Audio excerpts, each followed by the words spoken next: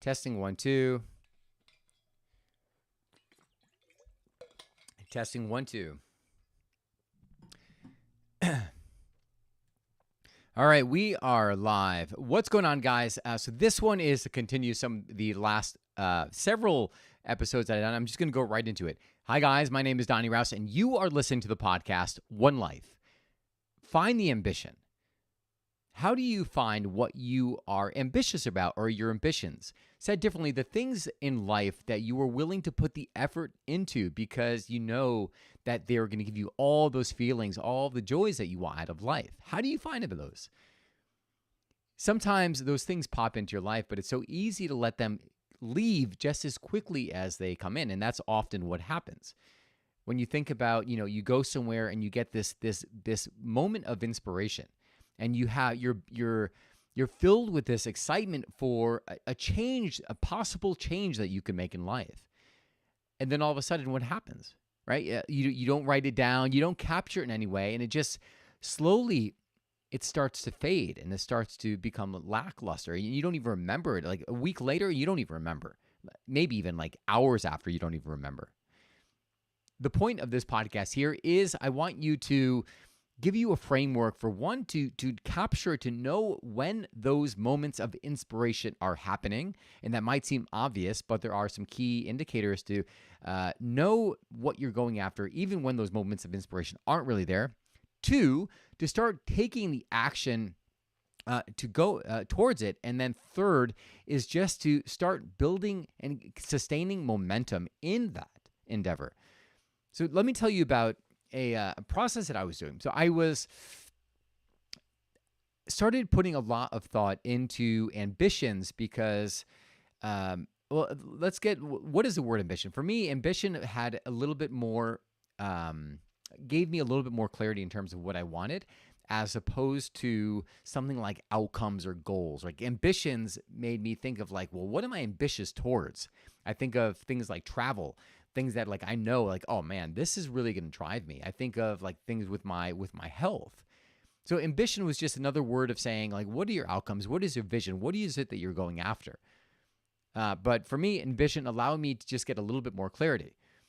And the specific incident or the specific example I'm going to talk about is when I was talking to one of my friends. She was sharing me some of the things that were going on in her family's life. And one of the things that her daughter started doing was she started leading these travel groups. And as she was leading these travel groups and around Copenhagen, this inspiration went off in my mind. And I was like, oh my God, like how freaking awesome would that be to do that in Italy, where I take people on like espresso tours and coffee tours around the world. Like, oh my God, I can't think of anything I would want to do more. It would be amazing.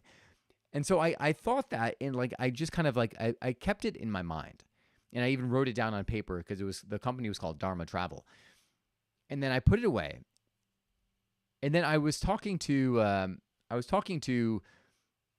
one of my coach one day, and I brought up Dharma Travel. I was like, yeah, she was like, how was your week? And I was telling her how I had spoken to my friend, and she told me about this thing that her daughter was doing. I was like, how freaking awesome would that be? And she's like, well, why don't you, it sounds like it's a desire of yours. I was like, yeah, it would be freaking amazing.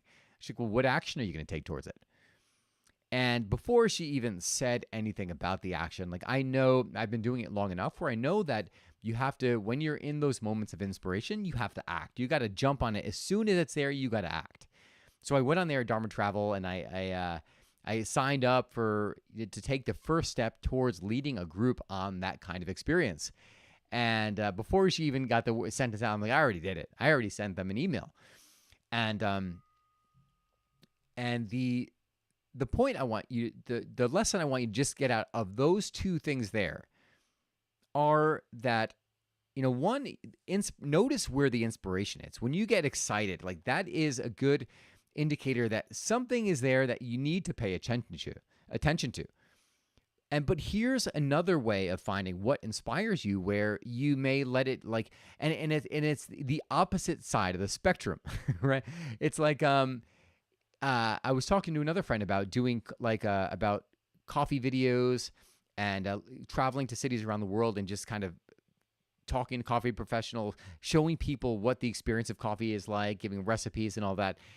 And I was talking to a friend, and it didn't come from the place of inspiration. It came from the place of like, man, I wish I could do it. It came from a place of thinking that like it was not accessible to me, right? But I caught myself in those words, and I was like, the fact that I'm saying like, oh, I wish that's something that I have to pay attention to, right? Because I'm stating my desire right there. My friend, one of my really good friends, she's like, well, you're already doing that. I'm like, huh? She's like, yeah, you're traveling, you're doing coffee, you're already doing it. I just needed to formalize it and do more videos and start taking more steps. So the point I'm trying to make here is that sometimes you get that moment of inspiration and you have to capture that. And other times you may be looking at something you want, thinking it's not possible. So two very, very different sides of the spectrum, meaning like one is like this inspired, empowered feeling. The other one is like this feeling that it's out of reach. But still, it's giving you a window as to what it is that you want and what you should be striving towards. So make note of that. And as we said, you want to start taking actions, and you want to start taking the right action. Not all actions are created equal.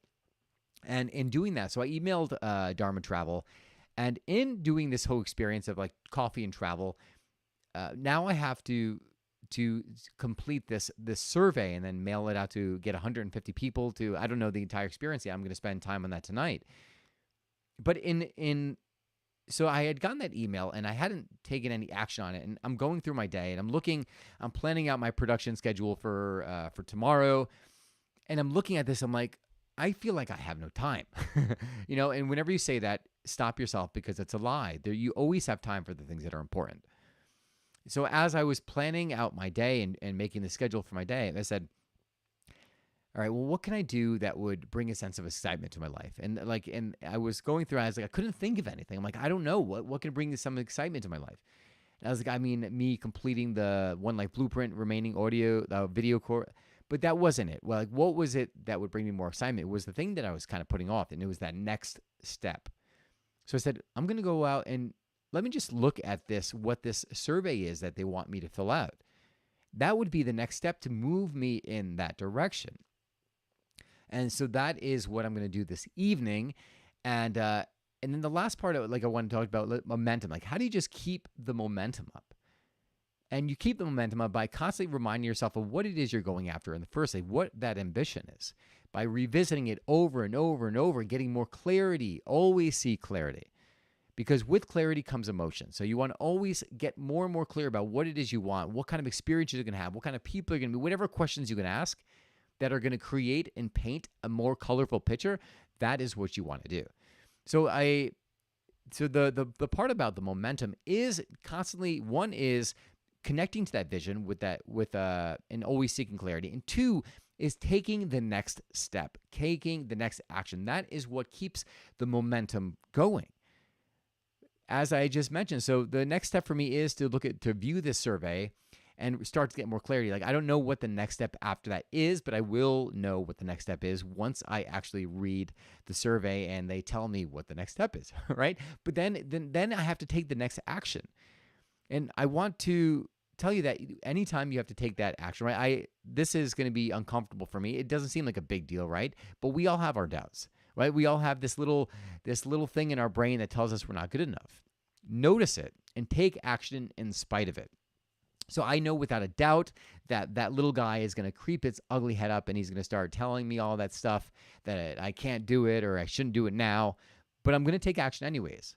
And the reason is because I've trained myself to know when there's something I want, that little guy is going to pop his ugly head up, but to take action anyways. I'm going to take action anyways, right? Because once you do that, you realize the little thing you're afraid of is going to disappear. It's not even real. And then as a result of doing that, you just keep that process going over and over and over and over. Understanding what the next action is, taking it. Understanding what the next action is, taking the action until you've gotten the thing that you want. Seems simple enough, right? But, common sense is not always common practice, as one of my favorite coaches, Brandon Burchard, would say. So just take some moments tonight, right? Like, what are the ambitions you have for your life? Like, what are the ambitions you have for your health, for the experiences you want to have? Write those down. And because I know the moment you write them down, you are going to feel excited. You are going to feel like you have some drive, like you want to start taking some action. And then just follow the process I laid out here. So that is all I've got for this episode here. I hope you enjoyed this. If you have any questions on the 3 steps, or if you would like to get some information on the One Life Blueprint, which is really designed to give you clarity on every single category of your life, right? So no category is left out, and we create this nice round wheel that could go forward faster, then you can message me there via my website at donnyrouse.com. Again, DONNYRAUS.com. There you can ask questions, leave a comment. More than happy to help you achieve your life vision any way that I can. That is all I've got for you guys. I hope you enjoyed this. Thank you so much for tuning in. And remember, you only get one life. Live fully, live passionately, and most of all, live now. God bless you guys, and I will see you again soon.